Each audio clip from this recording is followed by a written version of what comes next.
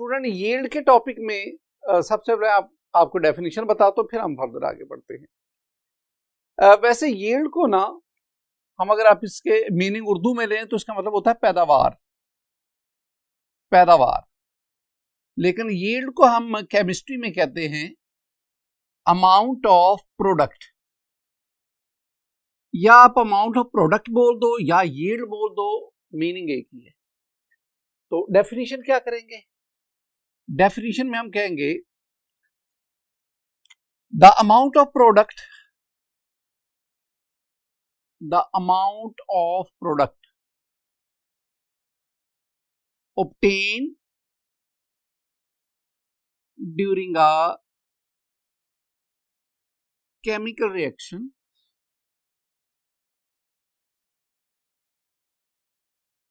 is called yield। अब इसमें भी देख लो, अमाउंट ऑफ प्रोडक्ट जो हम केमिकल रिएक्शन को दौरान हासिल करते हैं, प्रोडक्ट की अमाउंट को हम कहते हैं यील्ड। यील्ड के आगे टाइप्स पे जाएंगे तो यील्ड की जो टाइप्स हैं स्टूडेंट वो हमारे पास तीन हैं। एक T I mean theoretical yield, एक ए आई मीन एक्चुअल यील्ड, और third one is the percentage yield. तो परसेंटेज यील्ड को पढ़ने से पहले हम थ्योरेटिकल और एक्चुअल यील्ड इसको पढ़ना चाहते हैं।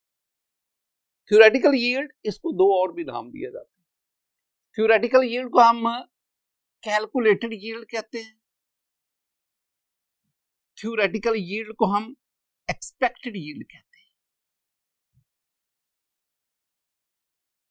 तो थ्योरेटिकल यील्ड कह लो, कैलकुलेटेड यील्ड कह लो, एक्सपेक्टेड यील्ड, एक ही मतलब है। अब इन दोनों में जरा एक ना बेसिक कॉन्सेप्ट पे आते हैं, फिर इसकी तरफ मैं आपको एक चीज ना फिजिकल एवरीडे लाइफ से एक फिजिकल एग्जांपल से ये पॉइंट समझाने की कोशिश करता हूं कि थ्योरेटिकल यील्ड क्या होता है, एक्चुअल यील्ड क्या होता है। आइए जरा एनिमेशन की मदद से इसको समझें। स्टूडेंट, किचन के अंदर एक प्रोसेस बहुत फ्रीक्वेंटली हो रहा होता है और वो है टी मेकिंग, चाय बनाने का अमल। चाय बनाने के लिए जो जो आपको लवाजमात चाहिए, जो जो इंग्रेडिएंट चाहिए, वो मेन चार चीजें, पानी चाहिए, पत्ती चाहिए, चीनी चाहिए और मिल्क चाहिए। ये चार चीजें हैं, मैं इनको कंसीडर करता हूं दीज आर द रिएक्टेंट्स। और चाय हमारे पास जो है दैट इज द प्रोडक्ट। अब आप इसमें देखें दो तरह से, अमाउंट ऑफ प्रोडक्ट यानी अमाउंट ऑफ टी जो हम हासिल करते हैं that is called the yield. अब आप इसको दो तरह से स्टडी कर सकते हैं। पहली बात, मैं आपको बुलाता हूं, मैं आपको कहता हूं जनाब ये लें 200 ग्राम वाटर, ये लें 50 ग्राम टी पत्ती, ये लें 100 ग्राम शुगर और ये ले लें 200 ग्राम मिल्क। अब आपके पास ये चारों चीजें आ गई जिनसे चाय बनती है। आप किचन की तरफ बढ़ते हैं और मैं बैठ के इन चारों चीजों के मैस को, अमाउंट को ऐड अप करता हूं। 200 gram water plus 50 gram tea plus 100 gram sugar plus 200 gram milk.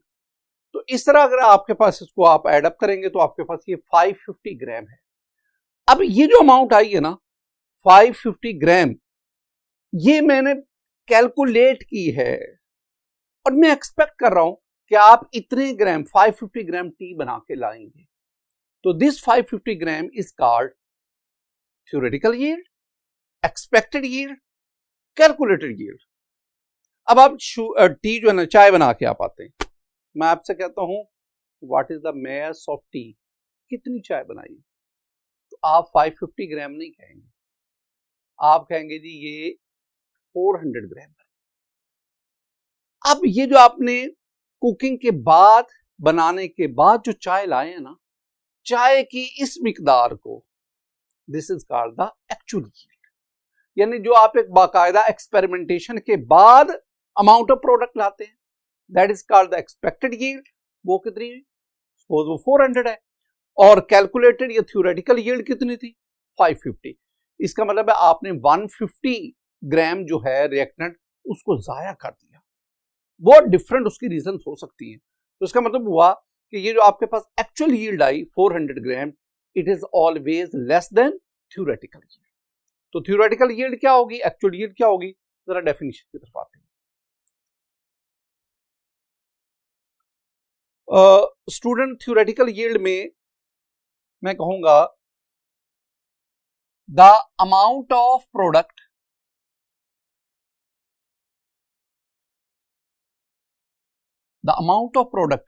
calculated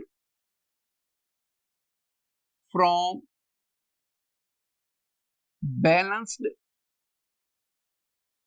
chemical equation is called theoretical yield। ये डेफिनेशन, बैलेंस्ड केमिकल इक्वेशन से प्रोडक्ट की जो अमाउंट हम हासिल करते हैं उसको हम कहते हैं थ्योरेटिकल यील्ड। दूसरी बात, it is the maximum amount of product,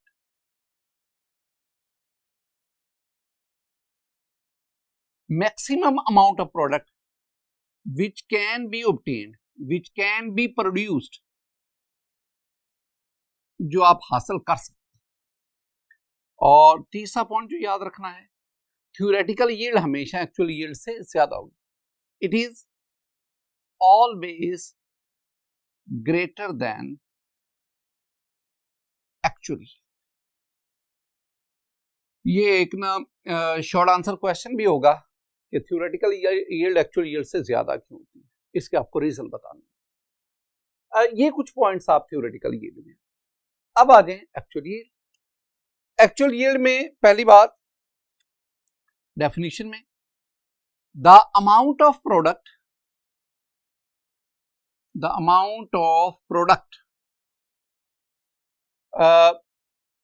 which is obtained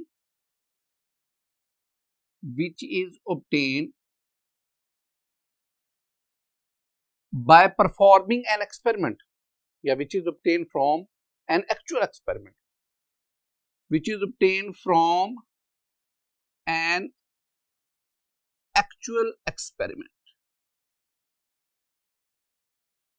is called actual yield। इसके बारे में जो दूसरी बात आपने ज़हन में रखनी वो है कि एक्चुअल यील्ड को हम एक्सपेरिमेंटल यील्ड भी कहते हैं, इसको हम एक्सपेरिमेंटल यील्ड भी कहते हैं। और तीसरी बात जो ऊपर मैंने उसको रिवर्स कर दो, इधर मैंने कहा कि थ्योरेटिकल यील्ड एक्चुअल यील्ड से ज्यादा होती है, इधर मैं कहता हूं कि एक्चुअल यील्ड थ्योरेटिकल यील्ड से कम होती है। It is always less than theoretical yield.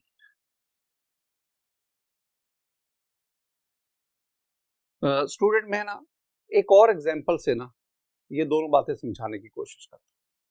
मेरे पास ना कार्बन है और ऑक्सीजन है, इससे कार्बन डाइऑक्साइड, ये मेरे पास इक्वेशन, मुझे ये नॉलेज है कि कार्बन ऑक्सीजन से मिलकर कार्बन डाइऑक्साइड, हमारा बेसिक नॉलेज। मैं आपसे कहता हूं student, you have 12 gram of carbon and 32 gram of oxygen, ये दो चीजें। तो मुझे बताओ कार्बन डाइऑक्साइड कितनी बनेगी? दो तरह से बताओ, एक बैठ के बॉल पॉइंट लेकर एक पेपर के ऊपर मुझे कैलकुलेट करके दो कितनी बनेगी, और दूसरा लैब में जाकर एक्सपेरिमेंटली मुझे बताओ कि कार्बन डाइऑक्साइड कितनी आ सकती है। पहला काम आप क्या करेंगे, आप बैठ के बॉल पॉइंट लेकर पेपर के ऊपर कैलकुलेशन करेंगे। For that calculation you need the balanced chemical equation, because yield is an application of stoichiometry. Balanced chemical equation ली और ये हमें बता रही है कि अगर आपके पास कार्बन का 1 मोल होगा, ऑक्सीजन का 1 मोल होगा, we will get 1 mole of carbon dioxide. और हमारे पास जो मैस है, गिवन मैस है, वो 12 ग्राम है, और you know 12 gram carbon that is equal to 1 mole of carbon. Similarly 32 gram of oxygen mean you have 1 mole of oxygen. अगर दोनों रिएक्टेंट का 1 मोल ईच है तो इनमें कोई भी लिमिटिंग रिएक्टेंट नहीं है, यानी at the end of reaction दोनों की ये अमाउंट कंप्लीटली कंज्यूम हो जाएगी and you will get the 44 gram, I mean 1 mole of carbon dioxide. ये जो आपने कहा ना कि 44 gram of carbon dioxide is obtained, from this given amount of reactants, ये जो अमाउंट ऑफ प्रोडक्ट आई है ना, ये आपने बैलेंस केमिकल इक्वेशन की मदद से कैलकुलेट की। This amount of product is called the theoretical yield. TY mean theoretical yield, theoretical yield. अब ये तो काम आपने कैलकुलेशन की मदद से कर दिया। अब move towards the lab and perform this experiment. वहां पे 12 ग्राम कार्बन ले लो, कार्बन में भी in the form of graphite, in the form of coal, in the form of diamond etcetera. आपको ऑक्सीजन प्रोवाइड की जाएगी इन ऑक्सीजन सिलेंडर, दोनों का रिएक्शन करवाओ। जब रिएक्शन करवाएंगे CO2 जो है ना वो हासिल हो। CO2 को किसी CO2 अब्सॉर्बिंग सब्सटेंस कंपाउंड उसमें अब्सॉर्ब करवाते जाओ और यूं CO2 का मैस मालूम। जब हम मैस मालूम करेंगे ना, जो CO2 आपने एक्सपेरिमेंट में प्रोड्यूस की, बनाई, तो वो 44 ग्राम नहीं आएगा, दैट इज लेस देन 44। वो मे बी 32 ग्राम, 34 ग्राम, 38, 40 ग्राम आ सकता है, लेकिन वो 44 से कम आएगा। सपोज वो आ गया जी 40 ग्राम, तो स्टूडेंट ये जो आपने 40 ग्राम CO2 एक्सपेरिमेंट के दौरान हासिल की, this amount of CO2 is the product and the amount of product is called yield. This yield is called the actual yield. तो theoretical yield 44, maximum yield which can you obtain from an which you can calculate, and this one is the actual yield. It can only be obtained by performing the experiment. तो ये दोनों में एक difference है, फर्क। Student exam में बार दफा question आता है differentiate between theoretical yield and actual yield, दोनों में डिफरेंस बताओ। तो जो बातें हमने इधर लिखी हैं इन्हीं पॉइंट्स को यहां पे लिख दो। यानी एक बार इसमें ध्यान में रखें, जब भी एग्जाम में आपसे डिफरेंशिएट का क्वेश्चन आए, कंपैरिजन का क्वेश्चन आए, डिस्टिंग्विश का क्वेश्चन आए, डिफरेंशिएट करें, डिफिन में डिफरेंशिएट करें, एक्चुअल यील्ड थ्योरेटिकल यील्ड में डिफरेंशिएट करें, एडजॉर्प्शन क्रोमेटोग्राफी पार्टीशन क्रोमेटोग्राफी में डिफरेंशिएट करें, atomic emission spectrum line emission spectrum इनमें डिफरेंशिएट, जब भी सिग्मा बॉन्ड पाई बॉन्ड में डिफरेंशिएट करें, ये आगे चल के आप पढ़ेंगे। तो जब भी डिफरेंशिएट का क्वेश्चन आता है, जब भी कंपैरिजन का क्वेश्चन आता है, जब भी डिस्टिंग्विश का क्वेश्चन आता है, सेकंड ईयर में जाके आप ना डिफरेंट कंपाउंड में डिस्टिंक्शन पढ़ेंगे, केमिकल डिस्टिंग्विश करें जी, एसीटोन को फॉर्मेल्डिहाइड से करें, 1 प्रोपानोल को 2, तो डिस्टिंग्विश। तो जब भी इस किस्म का क्वेश्चन आएगा, the answer must be in tabular form. आपको टेबल की फॉर्म में आंसर देना पड़ेगा।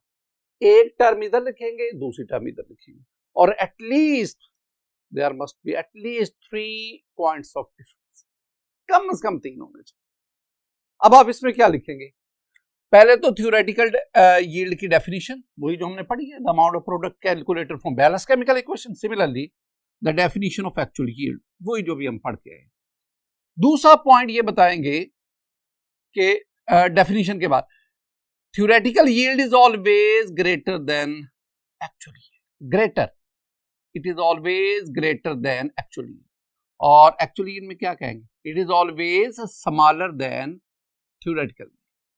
तीसरा पॉइंट, theoretical yield, इसको मालूम करने के लिए आपको एक्सपेरिमेंट करने की जरूरत नहीं है। No need to perform an experiment while calculating the theoretical yield. It is just calculated from balanced chemical equation. और to determine the actual yield you have to perform the experiment. यानी तीसरा जो point आप लिखेंगे, इधर no need of experiment और इधर you have to perform the experiment.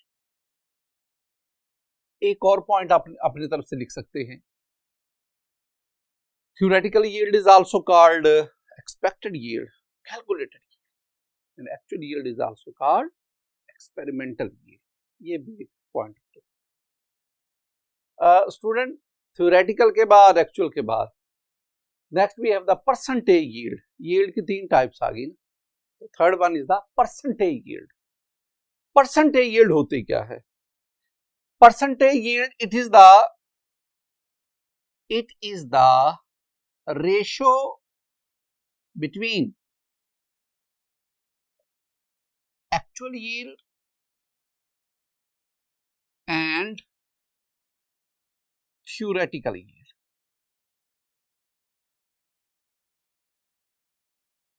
multiplied by 100. Ratio. Percentage yield is the ratio. Ratio mean A को actual yield को न्यूमरेटर में, थ्योरेटिकल यील्ड को डिनोमिनेटर, बटे में लिखना, बटे, ऊपर एक्चुअल यील्ड, नीचे थ्योरेटिकल यील्ड, और फिर आप उसको मल्टीप्लाई करेंगे 100 से. परसेंटेज है ना, 100 से मल्टीप्लाई. जैसे percentage yield that is equal to A T into 100. ये याद रखना, टोटका है. A T into 100. A T, A stand for actual yield and T stand for theoretical yield. तो actual yield over theoretical yield multiply by 100, it gives the percentage yield. अब एक sentence, the efficiency of a chemical reaction is determined from its percentage yield. Sentence है, the efficiency of a chemical reaction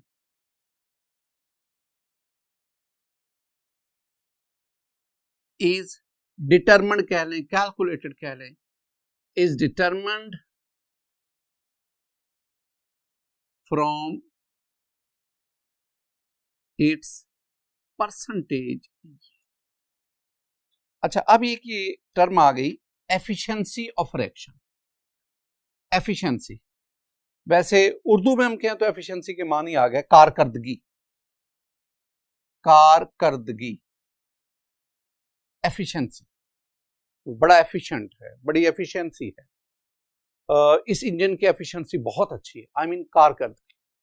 यहां और बात है, efficiency of a chemical reaction mean reactant की कितनी मिकदार आपने प्रोडक्ट में कन्वर्ट की. जितने रिएक्टेंट की ज्यादा मिकदार आप प्रोडक्ट में कन्वर्ट करेंगे, उतनी एफिशिएंसी ऑफ रिएक्शन, उतनी आपकी जो कंपिटेंसी है तो वो ज्यादा मानी जाती है. तो जितनी ज्यादा रिएक्टेंट की अमाउंट प्रोडक्ट में कन्वर्ट होगी, जितना प्रोडक्ट ज्यादा हासिल होगा, उतनी एफिशिएंसी ऑफ रिएक्शन ज्यादा. मैं आपको ना एफिशिएंसी से रेलेवेंट एक एग्जांपल देता हूं. स्टूडेंट, आप ना यही ले लें कि आपके पास कार्बन है, कार्बन ऑक्सीजन से मिलेगी कार्बन डाइऑक्साइड. ये एक रिएक्शन है. हमने इसकी ना, अगर 12 ग्राम कार्बन लें, 32 ग्राम ऑक्सीजन लें, हमने कैलकुलेट किया 44 ग्राम आता है, and this 44 gram is the theoretical yield. तो थ्योरेटिकल यील्ड आ गई. अब एक और काम करें. 3 स्टूडेंट्स हैं, एक स्टूडेंट ए, एक स्टूडेंट बी, एक स्टूडेंट सी. 3 स्टूडेंट्स. अब ये जो तीनों स्टूडेंट है ना, तीनों को मैं एक जितनी मिकदार में ना रिएक्टेंट्स देता हूं. तीनों, इसको मैं 12 ग्राम कार्बन, 32 ग्राम ऑक्सीजन, इसको भी इसी तरह, इसको भी. अब तीनों स्टूडेंट को मैं लैब में भेज देता हूं और मैं कहता हूं कि आप CO2 जो बना के लाए हैं ना, मुझे उसकी एक्चुअल यील्ड आके बताओ. पहला स्टूडेंट आया, मुझे कहता है सर मैंने 32 ग्राम CO2 प्रोड्यूस की. जो एक्सपेरिमेंट के दौरान उसने हासिल की 32 gram, that is called the actual yield. और एक्चुअल यील्ड को मैंने न्यूमरेटर ऊपर लिया, थ्योरेटिकल यील्ड वो मुझे पहले पता है 44 ग्राम. तो 32 ओवर 44 मल्टीप्लाई बाय 100, तो मैंने परसेंटेज यील्ड निकाली. आप इसको कैलकुलेट करेंगे, 32 डिवाइडेड बाय 44, तो स्टूडेंट मेरे पास ये आ गया 32 divided by 44, we have 72%. It means जो परसेंटेज यील्ड है वो आ गई 72%. अब इसमें नोट कर लेना है कि उसे 44 ग्राम CO2 प्रोड्यूस करना था, लेकिन वो 32 ग्राम प्रोड्यूस कर सका. इट मींस वो 12 ग्राम रिएक्टेंट की अमाउंट वो जाया कर दिया. दूसरा स्टूडेंट उससे ज्यादा केयरफुल था, उसकी टेक्निकल अप्रोच उससे कदरे बेहतर थी. वो आता है, वो कहता है जी मेरे पास 35 ग्राम जो है ना वो कार्बन डाइऑक्साइड है, तो 35 ओवर 44 मल्टीप्लाई बाय 100. तो अब आप इसको देखिए, 35 divided by 44 and it gives us multiply by 100, it gives us roughly 80%. इसका मतलब 80%, तो परसेंटेज यील्ड बढ़ गई। 32 gram actual yield, percentage yield 72। Actual yield 32 से 35 ग्राम होगी 35 ग्राम, तो परसेंटेज यील्ड 80। तो जितनी एक्चुअल यील्ड बढ़ रही है वैसे वैसे परसेंटेज यील्ड भी बढ़ रही है। तीसरी बात, एक और स्टूडेंट, वो इन दोनों की निस्बत ज्यादा एक्सपीरियंस था, एनालिटिकली स्ट्रांग था, टेक्निकली स्ट्रांग था, और उसके पास जो इक्विपमेंट थे वो भी मॉडर्न थे, कोई प्रॉब्लम नहीं था। वो आके हमें कहता है कि वो 40 ग्राम प्रोडक्ट हासिल कर सका, एक्चुअल यील्ड 40, तो 40 over 45 मल्टीप्लाई बाय 100। तो स्टूडेंट, अगर हम 40 डिवाइडेड बाय 44 और फिर हम इसको मल्टीप्लाई बाय 100, तो ये रफली 90% आ गया, 90%। एक और स्टूडेंट जो वैसे बैठा हुआ है वो झूठ बोल सकता है कि सर मेरे 44 ग्राम जो है वो CO2 बना, तो 44 डिवाइडेड बाय 44 मल्टीप्लाई बाय 100, तो वो 100%। लेकिन 100% जो है वो आइडियल केस हो सकता है, इस रियल जो यूनिवर्स है उसमें तो ये पॉसिबल नहीं। तो अब देखिए, जितनी जो है एक्चुअल यील्ड बढ़ती जा रही है वैसे वैसे परसेंटेज यील्ड भी बढ़ती जा रही है। इसका मतलब है जितना कोई स्टूडेंट, जितना कोई वर्कर एक्सपीरियंस्ड होगा, जितनी वो ज्यादा एहतियात बरत रहा होगा, जितनी जो इंस्ट्रूमेंट ज्यादा बेहतर होंगे, जितनी जो सब्सटेंस आपका रिएक्टेंट ज्यादा प्योर होंगे, तो उतना जो आपकी ना परसेंटेज यील्ड। तो परसेंटेज यील्ड हमें क्या बताती है? Percentage yield tells us the efficiency of a chemical reaction. Reactant की कितनी अमाउंट प्रोडक्ट में, जितनी रिएक्टेंट की ज्यादा से ज्यादा अमाउंट प्रोडक्ट में कन्वर्ट हो रही है, इट मींस उतनी एफिशिएंसी ऑफ रिएक्शन ज्यादा है, उतनी परसेंटेज यील्ड ज्यादा। स्टूडेंट, ये कुछ बातें थी जो हम इस टॉपिक से रेलेवेंट पढ़ते हैं, यील्ड से रेलेवेंट। अब यील्ड से रेलेवेंट कुछ शॉर्ट आंसर क्वेश्चन जो एग्जाम में आते हैं, जरा उनकी तरफ आते हैं। एक तो क्वेश्चन मैंने आपको बता दिया ना कि एग्जाम में क्वेश्चन आता है differentiate between theoretical yield and actual yield. एक और क्वेश्चन आता है और वो है कि how do we calculate the percentage yield of a chemical reaction. Chemical reaction की परसेंटेज यील्ड को हम कैसे कैलकुलेट कर सकते हैं? तो वेरी सिंपल, परसेंटेज यील्ड को कैलकुलेट करने के लिए, परसेंटेज यील्ड इसको कैलकुलेट करने के लिए हमें दो चीजें चाहिए, हमें एक्चुअल यील्ड चाहिए, हमें थ्योरेटिकल यील्ड चाहिए। ये दो चीजें चाहिए। जब आप ये दो चीजें मिल जाएं तो आप इस फार्मूला की मदद से परसेंटेज यील्ड इसको फाइंड आउट कर सकते हैं। मैं दोबारा बताता चलूं कि परसेंटेज यील्ड के लिए आप क्या करेंगे, A T multiply by 100, A T multiply by, A T से A it represent actual yield, T for theoretical yield, और मल्टीप्लाई बाय 100। और नीचे ये सेंटेंस भी लिख देना कि the efficiency of a chemical reaction is determined with the help of percentage. The most important short answer question of this chapter, very important. ये very important से मेरे मुराद के जो फ्रीक्वेंटली एग्जाम में पूछा जाता है। इस क्वेश्चन की स्टेटमेंट मुख्तलिफ अंदाज में आ सकती है। मतलब आपसे पूछा जा सकता है, why actual yield is always less than a theoretical yield.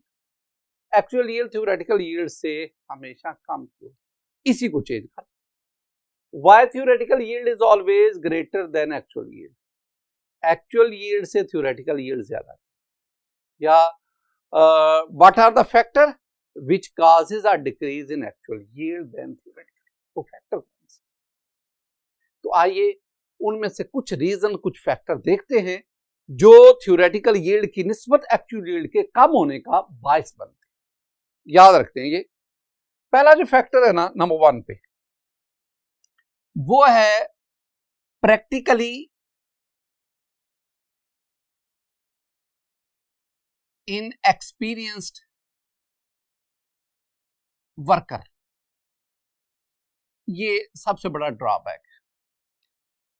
Inexperienced, गैर तजर्बाकार, ना तजर्बाकार है। प्रैक्टिकली इनएक्सपीरियंस्ड वर्कर, उसमें बहुत सारी कमी कुताही, अभी उसने सीखा ही कुछ नहीं। he has many shortcomings.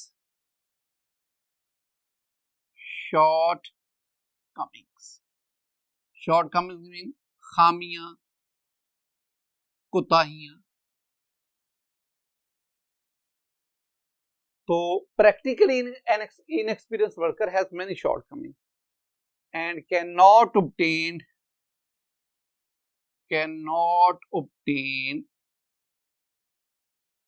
expected yield. यानी वो उतनी yield नहीं हासिल कर पाता जितनी थ्योरेटिकल yield से हमने एक्सपेक्ट की. एक और भी रीजन, और वो रीजन है मैकेनिकल लॉस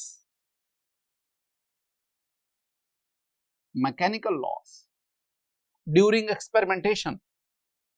जब आप एक्सपेरिमेंट परफॉर्म कर रहे हैं,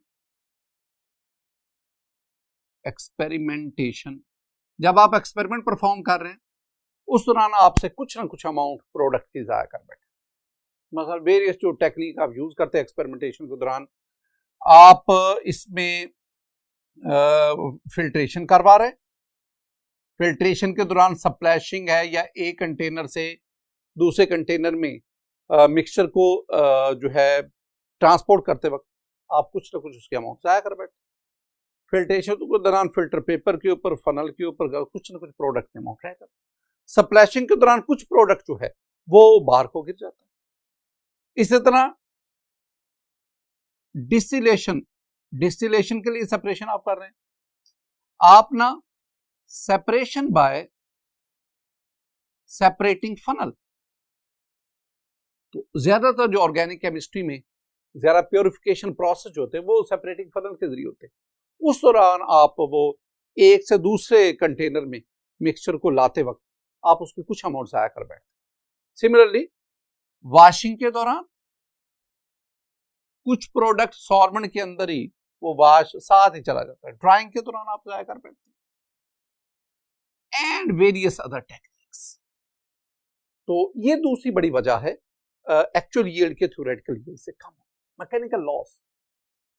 तीसरा पॉइंट जो आपने ज़हन में रखना है,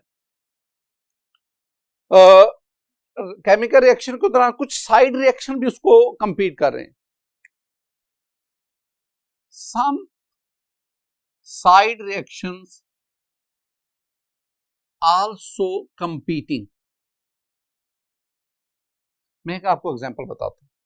हम कहते हैं जी कार्बन ऑक्सीजन से मिली कार्बन डाइऑक्साइड, तो हम तो यही मेन रिएक्शन लिख देते हैं ना, कार्बन ऑक्सीजन CO2 बना. हम कहते हैं और तो कुछ हो ही नहीं, हालांकि ऐसी नहीं बात. होता वाला क्या है कि बाज दफा ये जो कार्बन ऑक्सीजन के साथ मिल रही है ना, CO2 के साथ साथ यहाँ पे कार्बन मोनोऑक्साइड भी बनती है. ये भी होता है कि ये जो कार्बन आपके पास है ये इम्प्योर है, इसके अंदर सल्फर पार्टिकल्स हैं, इसके अंदर वाटर वेपर्स हैं और कुछ इम्प्योरिटीज हैं. अगर इसके अंदर सल्फर पार्टिकल्स हैं तो वो ऑक्सीजन से मिलकर SO2 बना रहे हैं. ये जो आपके पास ऑक्सीजन है ये आप आमतौर पर हवा से हासिल करते हैं.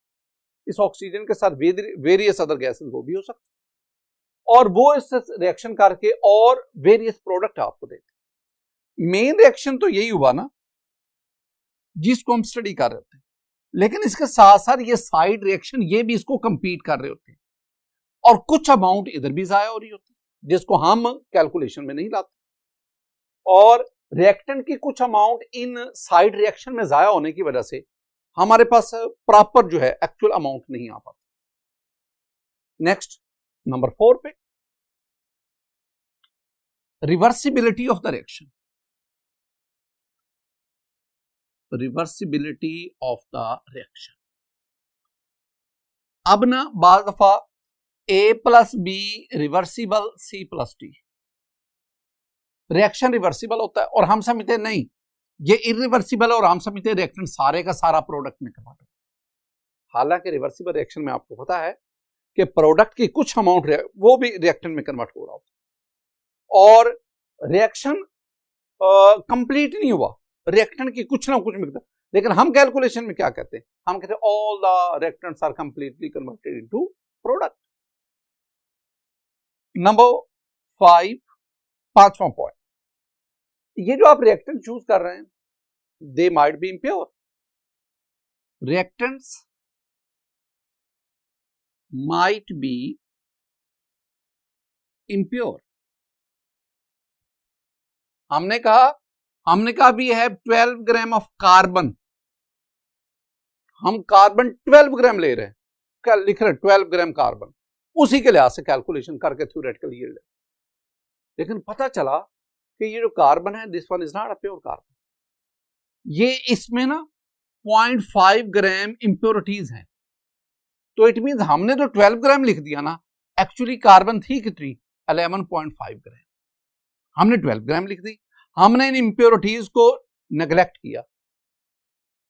तो बाज़ दफा रिएक्टेंट में इंप्योरिटीज होती हैं, हम उनको नेगेट कर जाते हैं, नेग्लेक्ट कर जाते हैं, और उनको नेग्लेक्ट करने की वजह से हम उनको प्रोडक्ट की अमाउंट में शामिल कर देते हैं थ्योरेटिकली, लेकिन एक्चुअली प्रैक्टिकली वो उनमें शामिल नहीं होते। और आखिरी बात जो आप ज़हन में रखेंगे वो है कि बाज़ दफा रिएक्शन कंडीशन सूटेबल नहीं होती, reaction conditions are not suitable. और reaction condition mean temperature, pressure, इस तरह कंसंट्रेशन ऑफ रिएक्टेंट्स। तो बाज़ दफा ना रिएक्शन कंडीशन सूटेबल नहीं होती, जिसकी वजह से हम ना एक्सपेक्टेड यील्ड हासिल नहीं करते। स्टूडेंट ये कोई 5 से 6 रीजंस हैं जिनकी बिना पर एक्चुअल यील्ड हमेशा थ्योरेटिकल यील्ड से कम। आज के इस लेक्चर में स्टूडेंट हमने यील्ड को पढ़ा, यील्ड की 3 टाइप्स, थ्योरेटिकल है, एक्चुअली है, और परसेंटेज यील्ड को पढ़ा, और इनसे रेलेवेंट एग्जाम में जो शॉर्ट आंसर क्वेश्चन आते हैं। नेक्स्ट लेक्चर में हम यील्ड से रेलेवेंट 2 न्यूमेरिकल टाइप क्वेश्चंस है, एक एग्जांपल है और एक एक्सरसाइज का न्यूमेरिकल। तो नेक्स्ट लेक्चर में हम इंशाल्लाह उनको स्टडी करेंगे। अल्लाह ताला आपका हामी और नासर हो। अस्सलामु अलैकुम व रहमतुल्लाह।